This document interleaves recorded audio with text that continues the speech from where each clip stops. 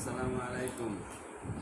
আমার নাতি আমাকে কিছু প্রশ্ন করিবে, আমি তাহার উত্তর দিতে চেষ্টা করিব। তুমি প্রশ্ন শুরু করো।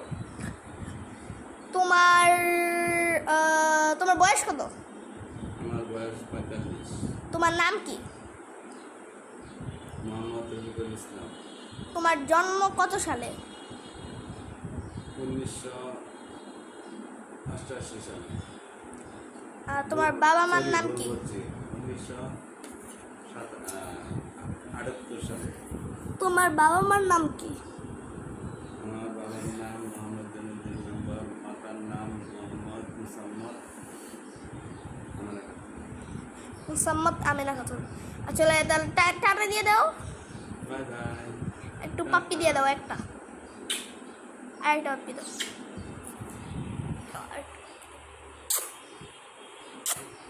ওকে, বাই বাই।